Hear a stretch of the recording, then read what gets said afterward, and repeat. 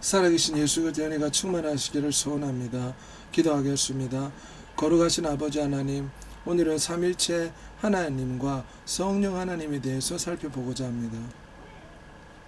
이 시간 우리 10년 가운데 임하시고 집중할 수 있도록 우리 10년 가운데 성령 하나님으로 인치시고 역사하시고 기름 부으시고 깨달음을 주시고 충만케 주옵소서. 우리 구주 예수 그리스도의 보혈을 의지하여 주 앞에 나왔습니다. 우리와 함께해 주옵소서. 구주 예수 그리스도의 이름으로 기도합니다. 아멘.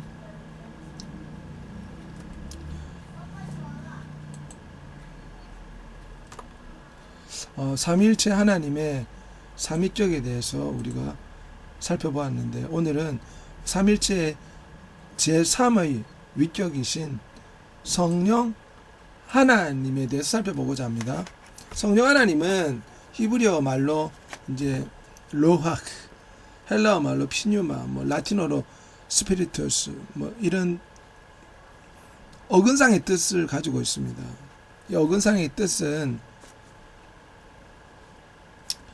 호흡하다, 바람, 그런 뜻을 내포하고 있죠.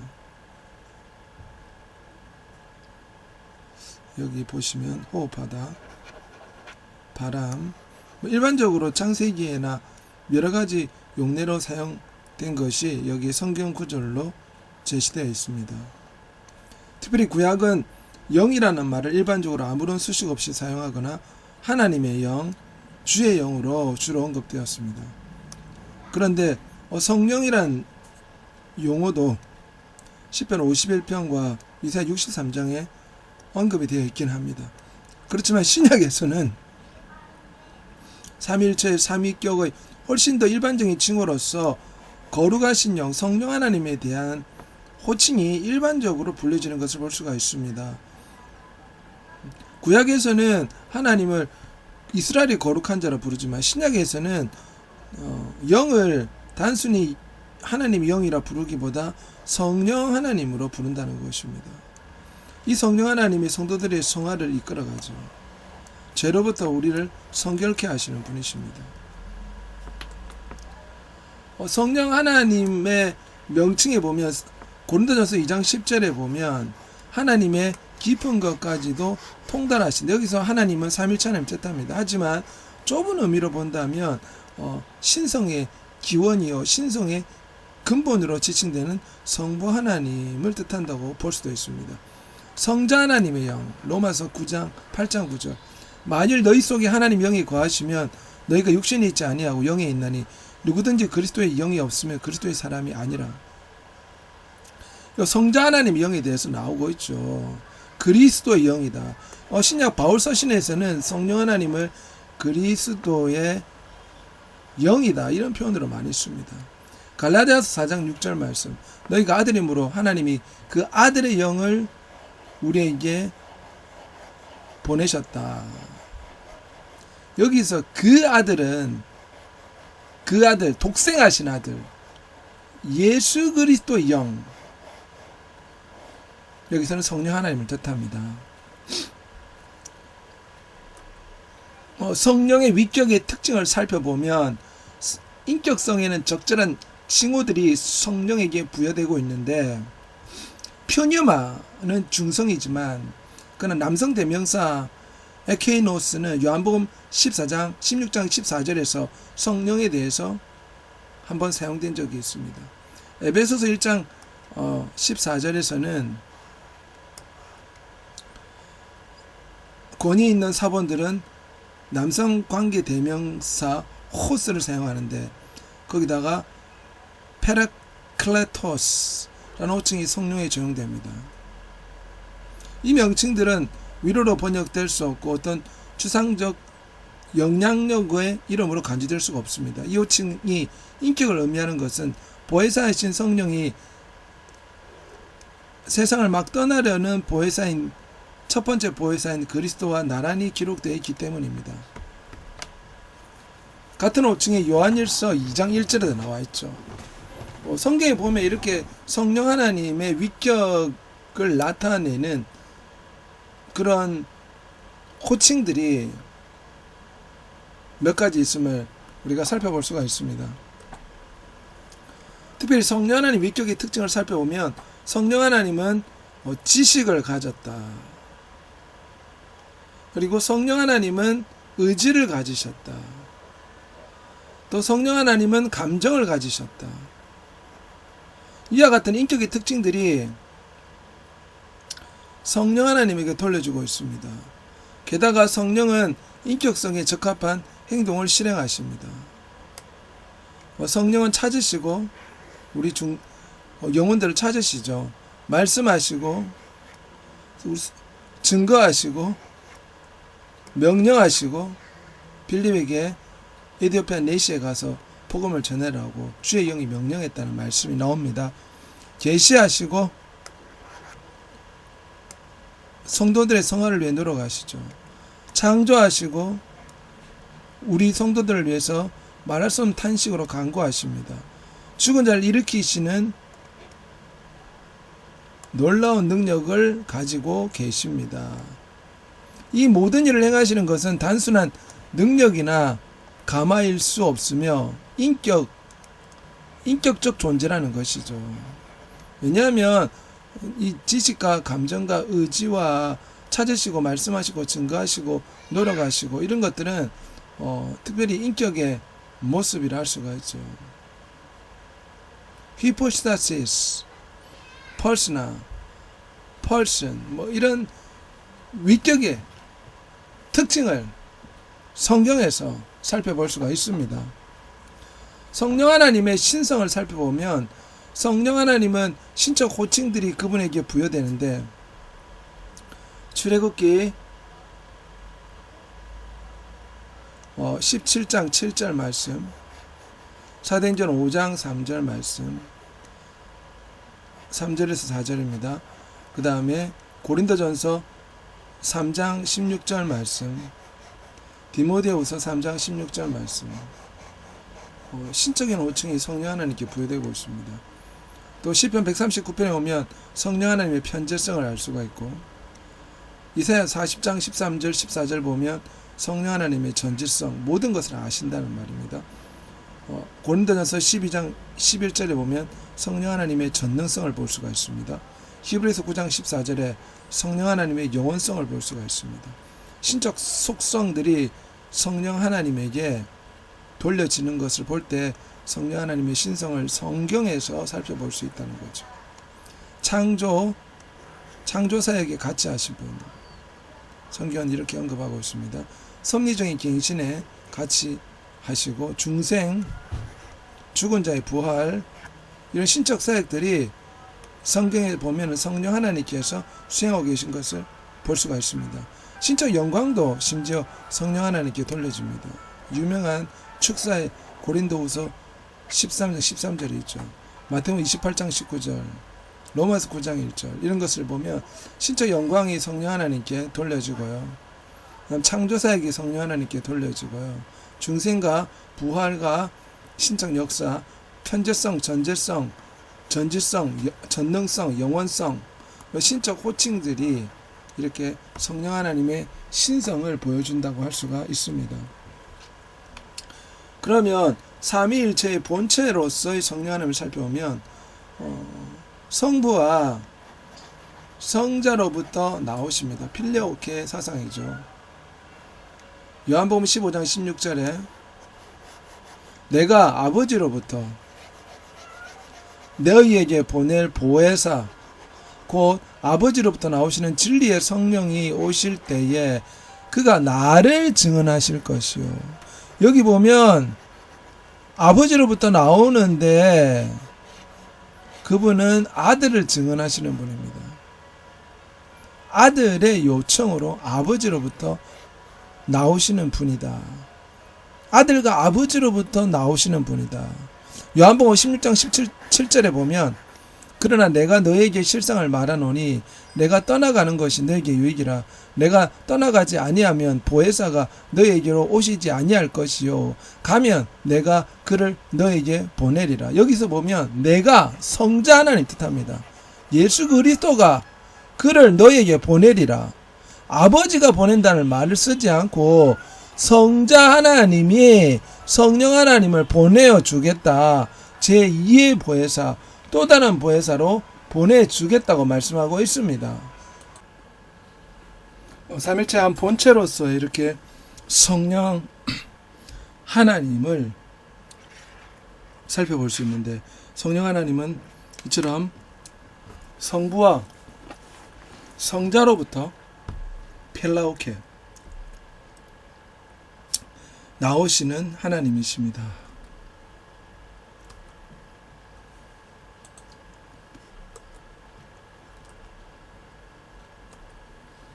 삼일체 다른 위격과의 관계를 살펴보겠습니다. 성령 하나님과 다른 위격의 관계는 무엇인가? 초기에 삼위일체 논쟁들은 성령이 성자와 마찬가지로 성부와 동일한 본체를 소유하고 있으며, 따라서 성부와 동일한 본체 substantial, consubstantial, 동일한 본체 호모우시아, 동일한 본체를 가지고 있다고 결론에 도달하였습니다. 또한 성령이 성부로부터 발출하는가 아니면 성자에게서도 발출하는가, 오랜 논쟁이 되었는데 마침내 589년 톨레도 회의에서 콘스탄티노플 신조의 라틴어 영문의 필리오케, 성자로부터 성부 하나님 예서 성자 하나님으로부터 성령 하나님이 나오신다. 원래 성부라는 말만 있었지만 성령 하나님의 발출에 대해서 성자로부터라는 말을 추가했죠. 그래서 성령 하나님은 성부와 성자로부터 성령 하나님이 나오신다. 해당 신조는 우리는 성부와 성자로부터 나오시는 성령 하나님을 믿습니다. 여기 보면 필리오케가 나와있죠. 이 성령의 발출 프로세션은 간략하게 파송이라고도 불리기도 합니다. 한국말로는 발언 발출, 또한 파송의 측면은 이제 성자가 파송하기 때문에 파송한다고 말하죠. 성령의 인격적인 특성이 또한 나타나는 부분이라 할 수가 있습니다. 성령은 성부와 성자와 동등하십니다. 열등한 것이 아닙니다. 능력과 힘과 영광이 동등하시죠. 성령이 성부와 성자로부터 발출했다는 교리는 요한복음 15장 26절에 근거하고 있으며, 성령이 그리스도의 영과 성자의 영이라 불리우는 것은 로마서 8장 9절, 갈라디아서 4장 6절에 기인하고, 성령이 그리스도에 의하여 세상으로 파송받았다는 사실을 살펴볼 수가 있습니다. 파송은 삼위일체의 제1위와 제2위가 신적 존재 안에서 성령의 인격적 실존의 근거가 되고, 제3위로 하여금 아무런 분할이나 분리, 변화가 없이 온전한 신적인 본질을 소유하게 하는 영원하고 필연적인 행동으로 정의될 수가 있습니다. 그러니 이것은 인간의 출생과도 다르고 인간의 발출과도 다르죠. 영원한 발출, 영원한 신적인 본성이 성부와 성자로부터 나오신 분이, 발원하신 분이, 발출하신 분이 성령 하나님이시다, 그 말입니다. 삼위일체와 성령 하나님 위격에 대해 살펴보는데, 신적인 세 인격, 세 개의 휘포스타시스죠. 그들 각각의 특성을 가지고 고유한 특성을 뜻합니다. 아버지로부터 아들로서 성령으로서 서로 관계하며 존재한다. 그리고 그들은 이 위격의 관계를 통하여 결정되는데 그들은 이 관계 안에 있는 인격들이다. 이러한 면에서 인격은 관계 안에 존재함을 뜻합니다. 아버지와 아들은 철저한 관계죠. 성령 하나님도 마찬가지입니다. 여기서 각각의 인격들이 구별된 특성을 가지고 있다. property. 신적인 세 인격들이 개체적이고 나누어질 수 없으며 동일한 하나의 신적인 본성을 가지고 있지만 그들은 이 본성을 각각 상이한 방법으로 가지고 있다는 것입니다. 구별되는 개성적인 존재라는 거죠. 예를 들어 아들은 아버지로부터 출생하십니다.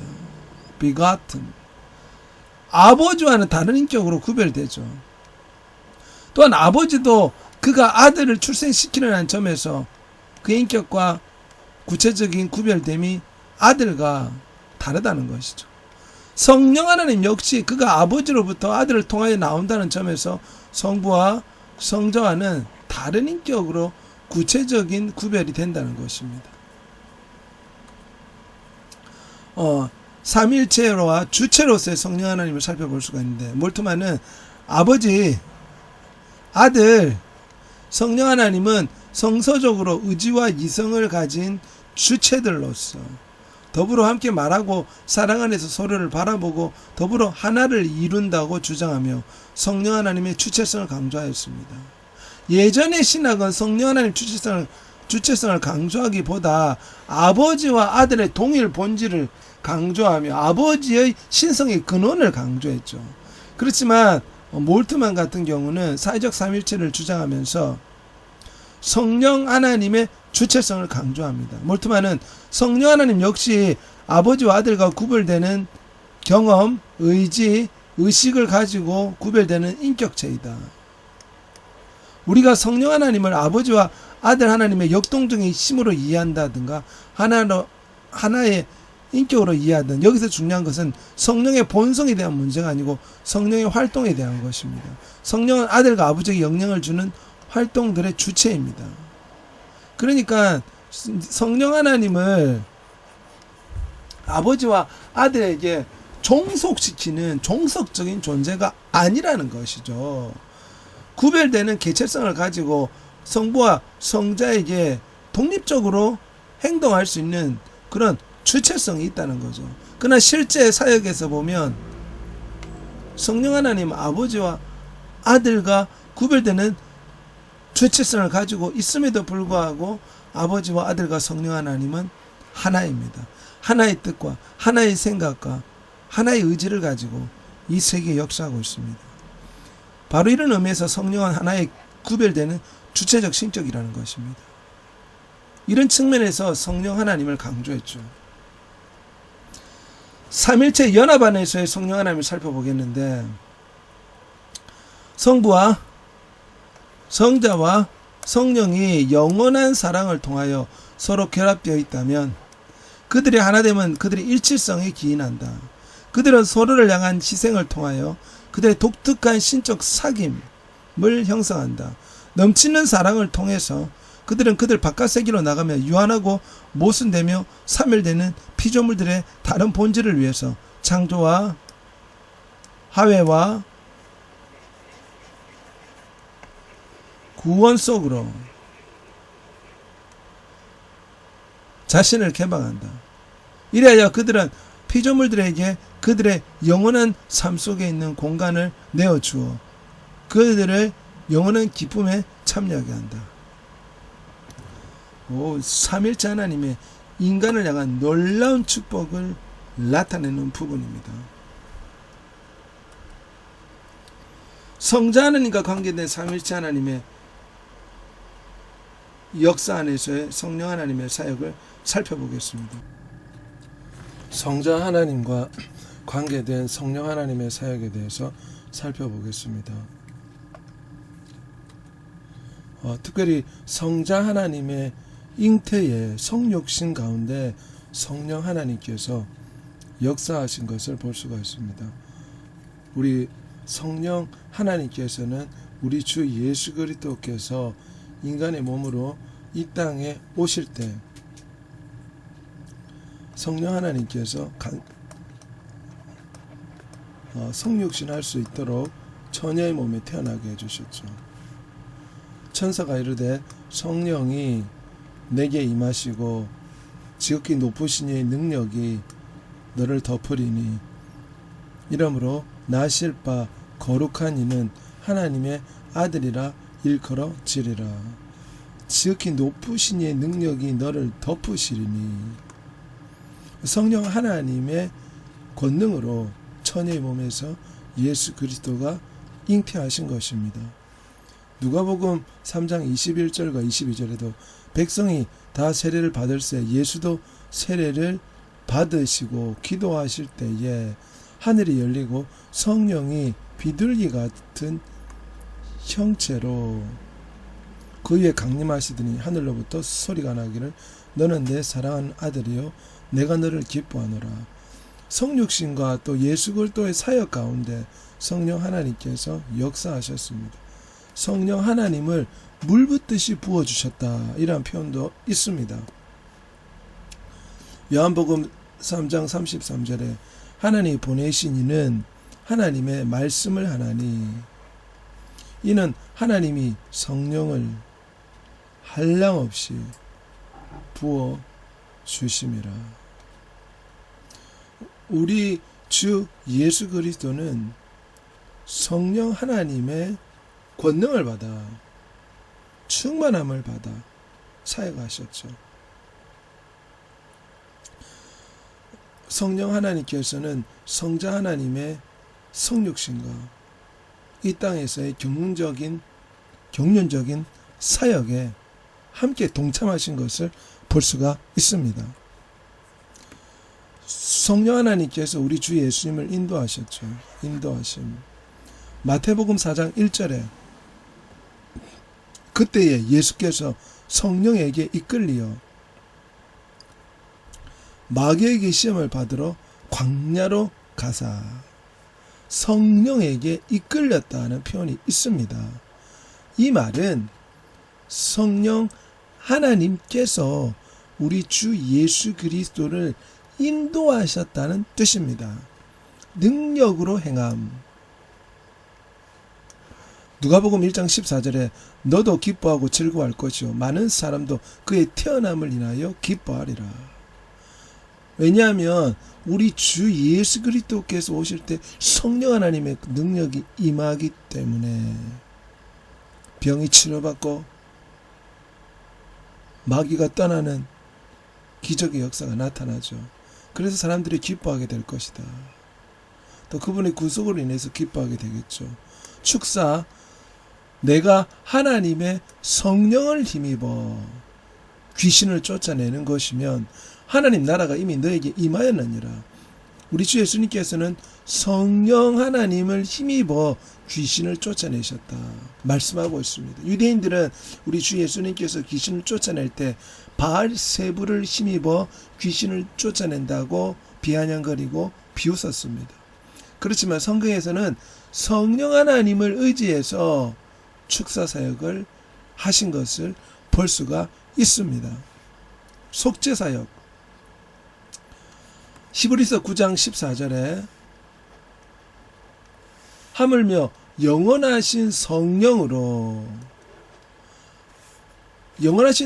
말미암아 흠없는 자기를 하나님께 드린 그리스도의 피가 어찌 너희 양심을 죽은 행실에서 깨끗하게 하고 살아계신 하나님을 섬기게 하지 못하겠느냐. 이 속죄사역도 성령 하나님께서 역사하신 것이죠.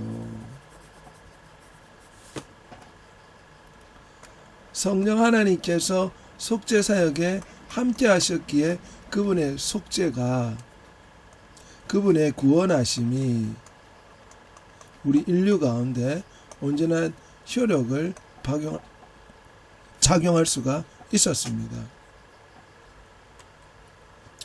성자 하나님을 증거하시는 성령 하나님이십니다.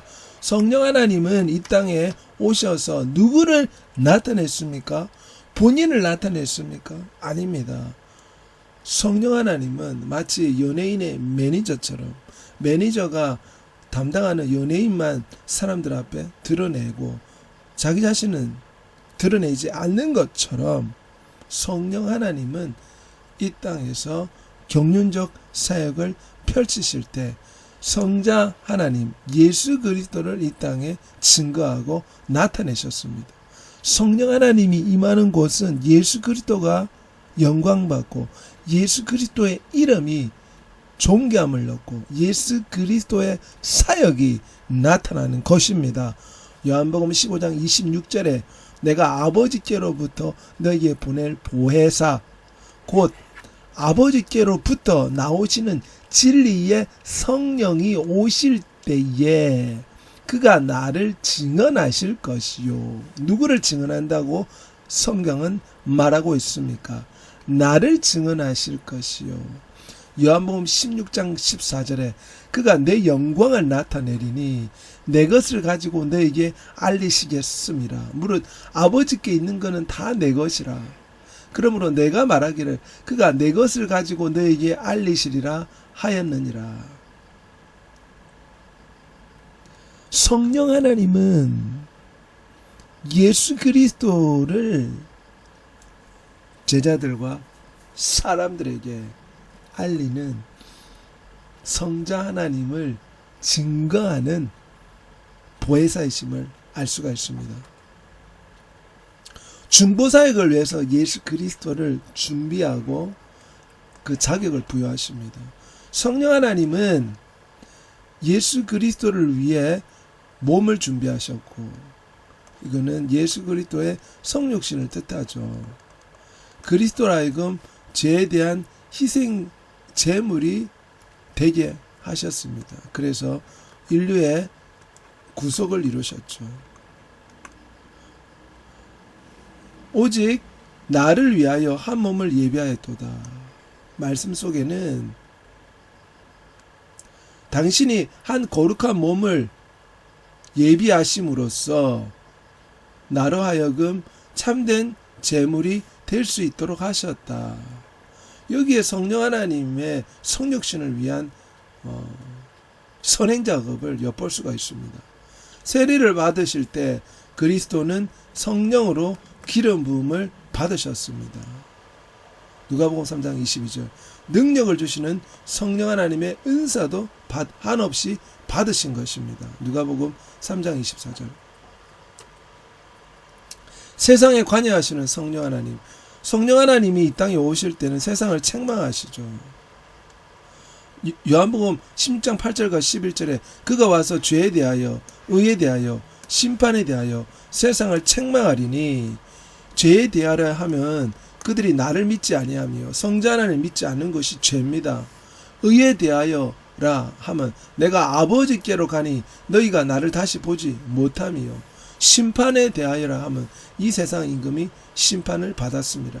여기에 삼일체 하나님을 볼 수가 있습니다. 성령 하나님, 성자 예수 그리스도, 아버지 하나님, 삼일체 하나님을 우리가 엿볼 수가 있는데, 성령 하나님께서는 경륜적인 사역 안에서 세상을 책망하는 사역을 하는데, 삼일체 하나님에 대해서 우리 인생들이 그분을 받아들이지 않는 것에 대해서 책망할 것입니다.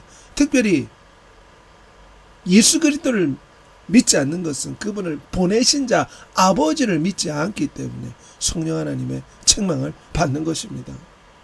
새 생명을 주시는 성령 하나님, 요한복음 3장 5절에 예수께서 대답하시되 진실로 진실로 내게 이르노니 사람이 물과 성령으로 나지 아니하면 하나님 나라에 들어갈 수 없느니라. 로마서 8장 2절 이는 그리스도 예수 안에 있는 생명의 성령의 법이 죄와 사망의 법에서 너를 해방하였음이라. 거듭남은 오직 성령 하나님을 통해서만 가능하죠. 그리고 생명의 성령의 법,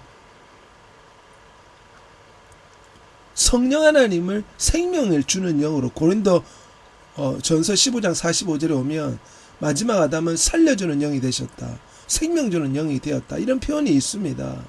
생명을 주시는 성령 하나님, 육신의 생각은 사망이요 영의 생각은 생명과 평안이라. 성령 하나님의 사역은 생명을 주신다는 것입니다. 영적인 생명, 육적인 생명. 그러므로 우리가 그의 죽으신 갚아요 세례를 받음으로 그와 함께 장사되었나니 이는 아버지의 영광으로 말미암아 그리스도를 죽은 자 가운데서 살리신가 같이 우리로 또한 새 생명 가운데서 행하게 하려 함이라. 이 새 생명은 무엇입니까? 거듭난 생명이죠. 리제너레이션한 생명이죠. 부활 생명이라 할 수가 있습니다. 생명의 성령의 법이라 할 수가 있습니다. 세상을 이기는 영적인 생명이라고 할 수가 있습니다. 하나님이 우리에게 주시는 영원한 생명이라 할 수가 있습니다. 성령 하나님이 이렇게 새 생명을 주시는 사역을 수행하십니다. 교회를 설립하고 유지하시는 성령 하나님. 우리는 오순절날 성령 하나님의 폭발적인 사역을 통해서 이 땅에 교회가 설립됨을 봅니다. 사도행전 1장 8절에 성령이 너에게 임하시며 너희가 권능을 받고 예루살렘과 온 유대와 사마리아 땅끝까지 이르러 내 증인이 되리라. 교회는 바로 승천하신 성자 하나님의 남은 구원 사역을 성령 하나님께서 그 몸된 교회를 통해서 완수하십니다. 성령 하나님께서는 바로 그 안에 소유하신 하나님의 능력으로 예수 그리스도의 몸된 교회를 이 땅에 세우신 것입니다. 교회 역시 하나님과의 인생과의 만남의 터고 아버지의 집이고 성도와 하나님과의 교제의 장입니다. 성령께서는 그 친교의 터가 되는 교회를 온전히 임하시는 하나님의 나라가 올 때까지 교회를 유지해 나가고 계십니다. 사도행전 2장 1절과 4절. 오순절 날이 이미 이름에 그들이 다 같이 한 곳에 모였더니 호련히 하늘로부터 급하고 강한 바람 같은 소리가 있어 그들이 앉은 온 집에 가득하며 마치 불의 혀처럼 갈라지는 것들이 그들에게 보여 각 사람 위에 하나씩 임하여 있더니 그들이 다 성령의 충만함을 받고 성령이 말하게 하심을 따라 다른 언어들로 말하기 시작하니라. 성령 하나님의 충만함으로 교회가 설립이 되었습니다.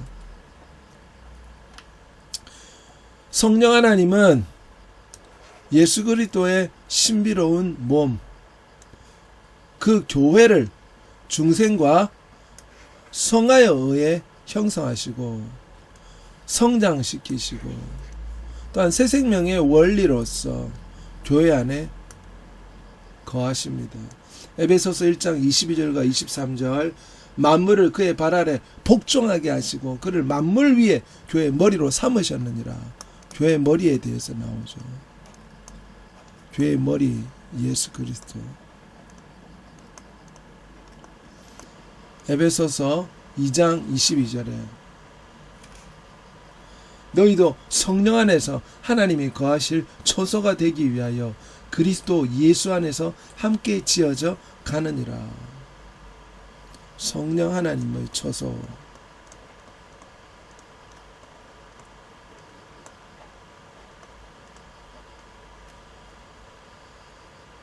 고린도전서 3장 16절 말씀요.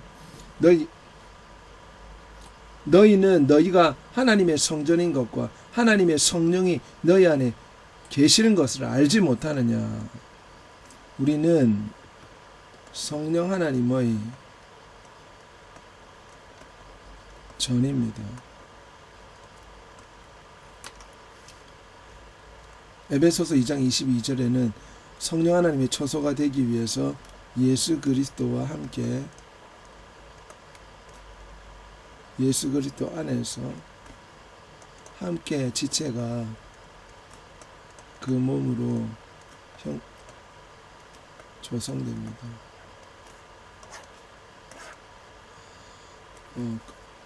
고린도전서 12장 4절 말씀. 은사는 여러 가지나 성령 같고, 우리가 이런 말씀을 통해서 우리가 살펴볼 수 있는 것은 성령 하나님을 통해서 교회가 유지되고 리제너레이션하고 sanctification 그리고 성장하고 새 생명의 원리로서 부활 생명의 원리로서 교회 안에 역사하시는 것을 볼 수가 있습니다. 교회를 가르치시고 인도하심. 성령은 그리스도를 증거하시며 또한 교회를 모든 진리 가운데로 인도하십니다. 성령은 하나님과 그리스도의 영광을 나타내시며 구세주에 관한 지식을 증가시키시며 교회를 오류로부터 지키시며 교회가 자신의 영원한 운명이죠. 죄송합니다. 영원한 운명을 준비하도록 예비하신다. 이 영원한 운명은 신부대입니다. 교회는 예수 그리스도의 신부죠. 요한복음 14장 26절에 보혜사 곧 아버지께서 내 이름으로 보내실 성령 그가 너에게 모든 것을 가르치고 내가 너에게 말한 모든 것을 생각나게 하리라. 보혜사가 가르치고 생각나게 하실 것이다. 요한복음 15장 26절에 내가 아버지께로부터 너에게 보낼 보혜사 곧 아버지께로부터 나오시는 진리의 성령이 오실 때 그가 나를 증언하실 것이요 주를 증거하십니다. 요한복음 16장 13절에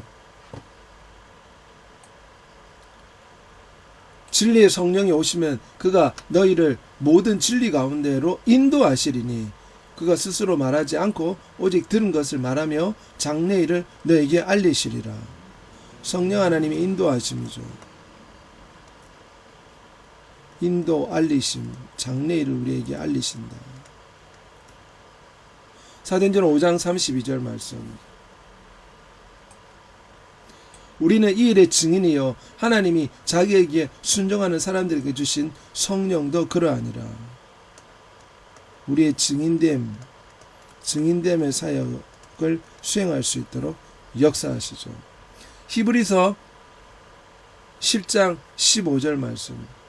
성령이 우리에게 증언하시되 역시 성령의 증언을 볼 수가 있습니다. 요한일서 2장 27절에는 너희는 주께 받은 바 기름 부음이 너희 안에 거하시나니 아무도 너희를 가르칠 필요가 없고 오직 그의 기름 부음이 모든 것을 너희에게 가르치며 참되고 거짓이 없으니 너희를 가르치신 그대로 주 안에 거하라. 기름 부음으로 우리를 가르치시는 성령 하나님의 역사를 볼 수가 있습니다. 특별히 보혜사 성령 하나님이라는 표현이 파라클레토스 성경에 자주 언급이 되는데 요한복음 14장 16절과 17절에 보면 내가 아버지께 구하겠으니 그가 또 다른 보혜사 원래 파라클레토스라는 이 말은 상담자, 위로자, 변호자 그런 뜻을 내포하고 있습니다. 중재자.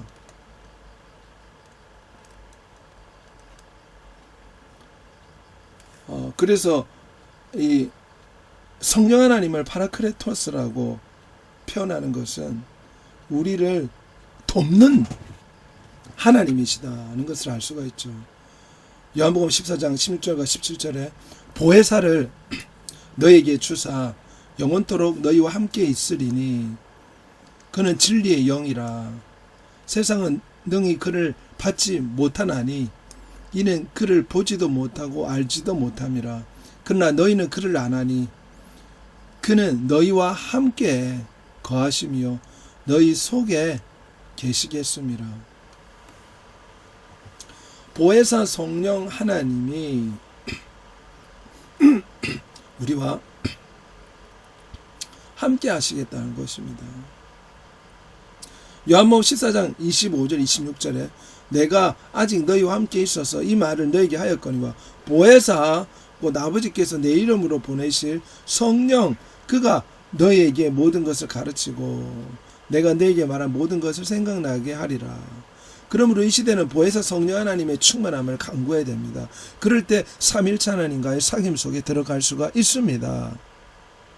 보혜사 성령 하나님이 우리를 인도하시고 우리를 주장하시고 우리의 생각의 초점이 보혜사 성령 하나님 앞에 붙잡혀 있어야 됩니다.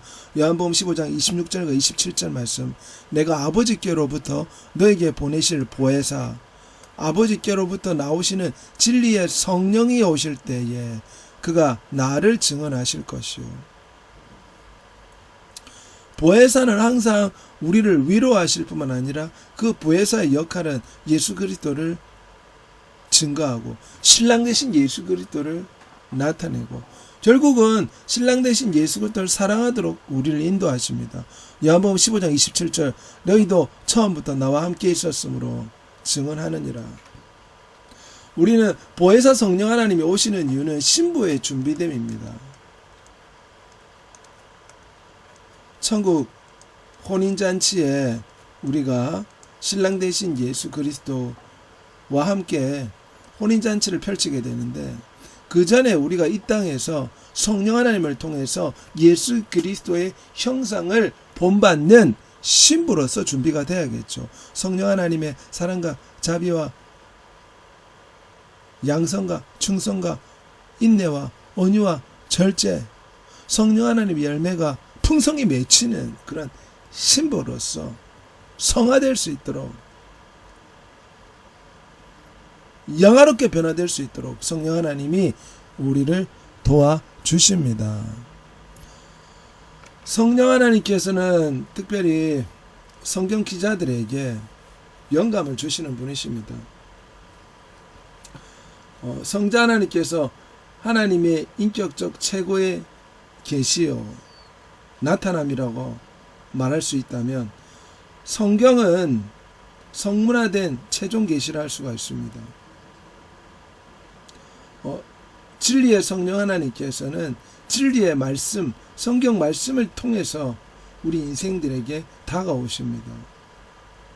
성령 하나님은 성자 하나님의 구속사역을 도왔을 뿐만 아니라 예수 그리스도의 구원 복음을 우리 인간들에게 수요하기 위해서 사도들에게 영감을 불어넣어 주셨습니다. 그래서 디모데후서 3장 16절과 17절에 보면 모든 성경은 하나님의 감동으로 된 것으로 성령 하나님의 거룩한 기름 부으심이 있었기에 가능하다는 거죠. 교훈과 책망과 바르게 함과 의로 교육하기에 유익하다.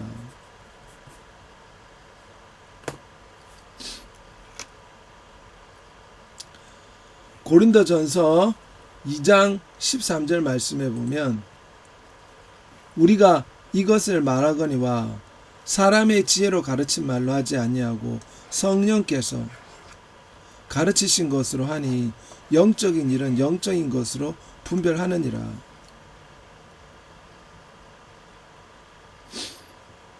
성령 하나님께서는 우리 인간들에게 영적인 칭조를 보다 효율적으로 제공하기 위해서 진리의 말씀을 우리에게 주셨습니다. 우리는 진리의 말씀인 성경을 통해서 성령 하나님의 감동을 받아 그 말씀을 통해 삼일체 하나님과 사귐의 연합 속으로 들어갈 수가 있습니다. 오늘 이 시대에 전능하신 하나님은 눈에 보이지 않고 손에 잡히지 않지만 기록된 이 영감으로 기록된 성령 하나님이 역사하신 이 성경 말씀을 통해서 우리는 성령 하나님과의 사귐을 가지게 되고 우리의 영혼이 터치가 되어서 삼일체 하나님의 사귐 속으로 들어갈 수가 있습니다. 성령 하나님은 그리스도의 형상이 성도들 가운데 이루어질 수 있도록 역사하십니다. 고린도후서 3장 18절 말씀. 우리가 다 수건을 벗은 얼굴로 거울을 보는 것 같이 주의 영광을 보매 그와 같은 형상으로 변화하여. 그와 같은 형상은 예수 그리스도와 같은 형상이죠. 마다들의 형상이죠. 영광에서 영광에 이르니 곧 주의 영으로 말미암음이니라. 성도에게는 예수 그리스도의 형상이 이루어지도록 성령 하나님께서, 특별히 보혜사 성령 하나님께서 우리 가운데 역사하시다는 것을 기억할 필요가 있습니다. 특별히 예수 그리스도의 장성한 믿음의 분량으로 우리의 영혼이 자랄 수 있도록 성령 하나님께서는 우리에게 임재하시는 분이시죠. 그의 영광스러운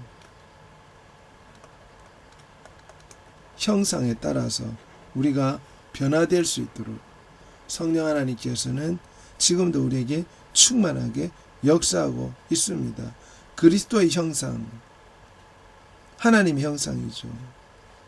그래서 온전한 신부로서 준비될 수 있도록 성령 하나님은 지금도 그리스도의 형상이 이루어질 수 있도록 그의 영광스러운 형상이 우리 안에서, 우리의 인격과 성품 안에서 이루어질 수 있도록 역사하십니다.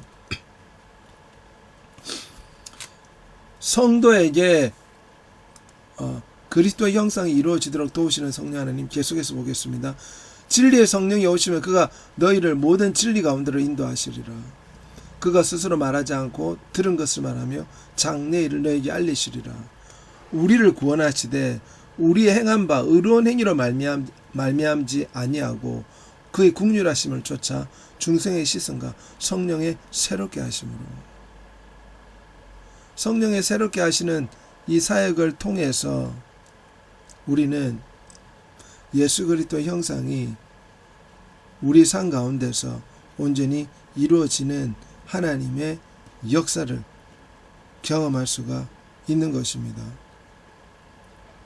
그러므로 우리는 우리의 삶이 늘 정말 새로운 삶을 살 수 있도록 성령 하나님을 통해서 날마다 우리의 삶이 성령 하나님의 충만함을 받아서 새로운 삶, 변화된 삶, 성장하는 삶, 전진하는 삶, 성화되는 삶, 삶으로 믿음을 증명하는 그러한 삶을 살 수 있도록 이 새로운 삶을 위해서 날마다 기도해야 됩니다.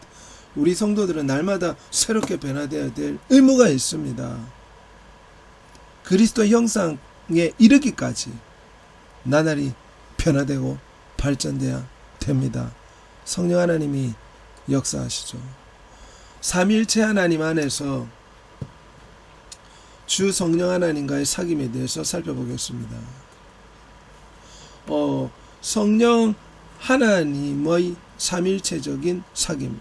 삼일체 하나님의 사귐은 세상을 향해 열려있고 개방적이라는 뜻이죠. 새 신적 인격들 서로를 초대하기 때문에 이는 사람들이 함께 경험하는 성령 하나님의 사귐 안에서도 동일하게 나타난다. 아버지께서 내 안에, 내가 아버지 안에 있는 것 같이 저희도 다 하나가 되어 우리 안에 있게 하사 이 성령 하나님, 삼일체 하나님 뜻합니다. 성령은 참된 인간의 사귐을 자신 안으로 받아들이고 자신에게 참여시킨다. 성령의 사귐에 있는 그리스도의 공동체는 삼일체 하나님의 상호 순환적 통일성에 상응하게 되는 것이다. 몰트만은 신적 인격들의 공동체로서의 삼일체, 내적인 관계들은 상호 순환적인 관계성으로 규정된다. 신적 페르코레시스는 하나님과 세계의 관계성의 양식에 적용될 수 있다. 성령과의 사귐으로부터 관계성을 공동체와 관련지어 삼일체적 성령론을 우리가 살펴볼 수가 있는 것입니다. 특별히 몰트만은 삼일체적 성령론을 재구성하려고 노력을 하였는데 페르코레시스적인 상호순환, 동시공존, 상호내재, 상호침투의 관계성으로 성부와 성자와 성령 하나님께서 존재하십니다. 이 신적인 관계, 이 상호순환적인 이 관계로 인해서 우리가 성령 하나님과 사귀게 되면 당연히 삼일체 하나님의 사귐 속으로 들어갈 수 있게 된다.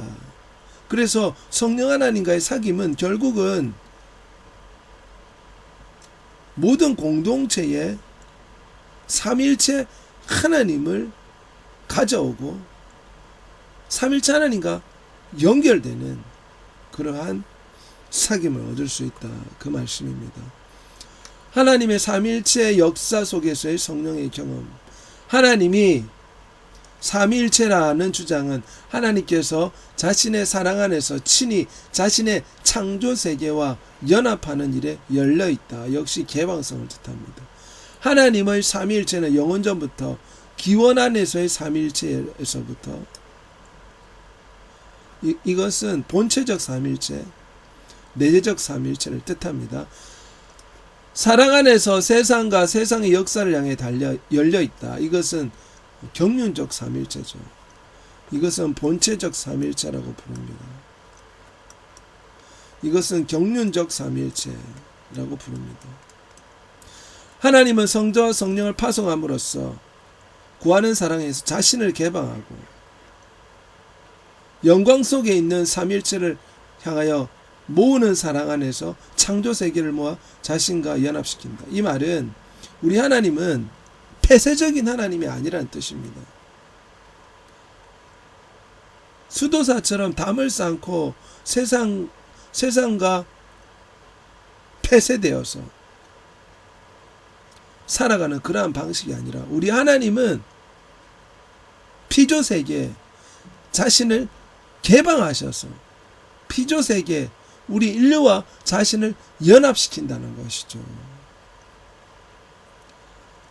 종말론적이고 삼위일체론적인 만유제실론 안에 자신의 모든 창조세계를 포함하는 연합이다. 이거는 궁극적인 연합을 뜻하는데 우리가 성령 하나님의 사귐을 가지게 되면 삼일체 하나님의 사귐을 가지게 되고 결국 이것은 로마서 8장에 있는 말씀대로 모든 피조물이 탄식하여 하나님의 아들들이 나타나는 것을 기다리는 것처럼 하나님의 아들들이 성령 하나님의 경험 속에서 온전히 연합되고 삼일체 하나님의 연합 속에 들어간다면 궁극적으로 종말론적으로 모든 창조 세계에 하나님의 온전한 연합이 이루어질 수 있다는 뜻입니다. 삼일체와 성령 하나님의 사귐 공동체, 새 신적 인격들의 상호순환적 통일성, 페레코레시스를 뜻합니다. 사랑과 자비의 비지배적인 교제입니다. 강요하는 사랑은 아니죠. 성부와 성자와 성령 하나님은 서로에게 강요하지는 않습니다. 자발해서 자원해서 비지배적인 non-dominating 비지배적인 교제죠. 따라서 페레코레시스적인 통일성 안에서 상호사랑, 상호사귐을 통해서 특히 억압당하는 사람들과 연대 속에서 우리는 삼일체 하나님의 삶 속에 우리 교회와 사이들 속에 참여할 수가 있습니다. 삼일체 하나님의 사귐을 성령 하나님을 통해 경험하게 되면 우리는 성령의 사귐 공동체로 들어갈 수가 있는데, 이것이 오늘날 건강한 교회의 모습이라 할 수가 있습니다.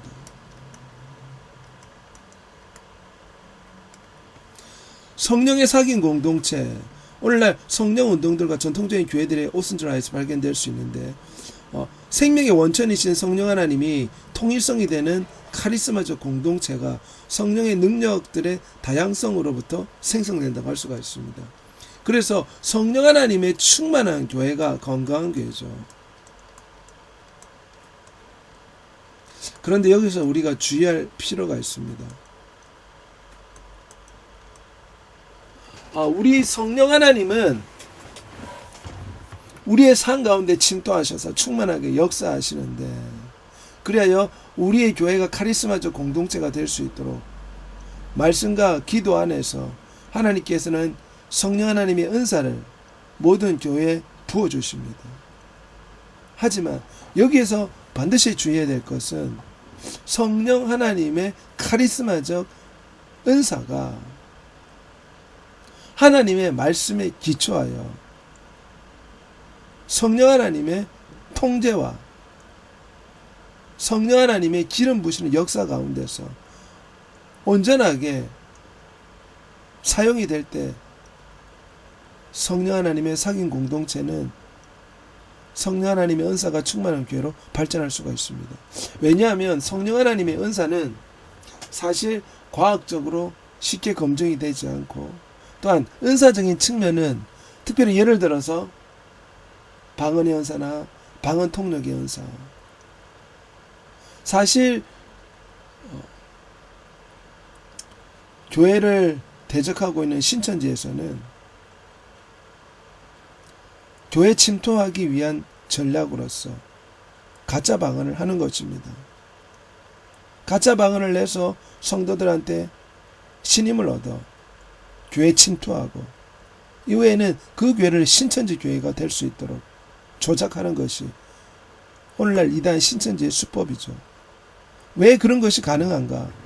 방언이나 애언이나 방언 통역의 특별한 은사들은 쉽게 이것이 진짜인지 가짜인지 성도들이 구분을 잘 하지를 못하고 있습니다. 그래서 이것이 성령 하나님 안에서 진정한 카리스마적 공동체로 은사 충만한 건강한 교회로 발전하려면 하나님의 말씀에 기초하여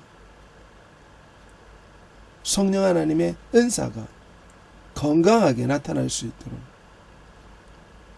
그래서 성령 하나님과의 사귐 공동체가 온전한 공동체가 될 수 있도록 기도하는 우리가 되어야 할 것입니다.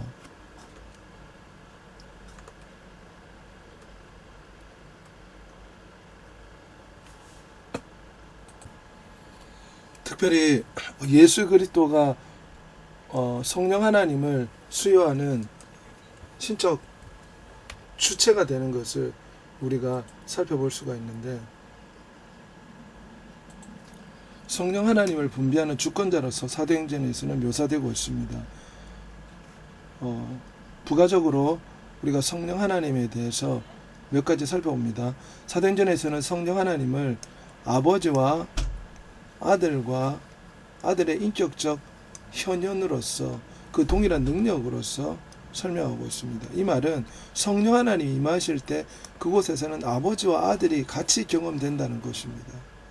그 인격적 현현처럼 사도행전에서는 묘사하고 있습니다.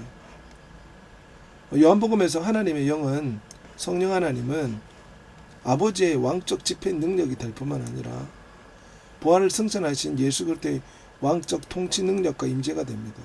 부활 승천하신 예수 그리스도는 성령 하나님을 통해서 성도들의 심령 가운데 왕으로서 역사하고 통치하고 계십니다. 오늘 시대에 성령 하나님께서 예수 그리스도의 통치 대리자와 능력이 되시는 거죠. 성령 하나님은 교회의 머리 되신 예수 그리스도께서 그 몸된 교회 속에서 자신의 주권을 행사하는 능력이 됩니다. 대리자가 됩니다. 오늘날 교회 안에 역사하시는 성령 하나님은 결국 예수 그리스도의 주권을 행사하고 있습니다. 왜냐하면 교회의 머리는 예수 그리스도이기 때문입니다. 성령 하나님은 성도들 속에서 하나님의 형상인 그리스도의 형상이 이루어지고 장성한 믿음의 분량인 그리스도의 충만한 형상에까지 자라가서 그리스도의 성품이 성도들 안에서 재현될 수 있도록 성화시키는 영이십니다. 성령 하나님은 예수 그리스도의 대리자가 되어서 성도들의 심령 가운데 그리스도의 형상이 만들어질 수 있도록 역사하시는 분이죠. 그래서 우리 존재론적으로 성령 하나님과 그리스도는 구별되는 개체지만 성령과 성자는 구별되시는 개성을 가지고 있는 위격을 가지고 있습니다.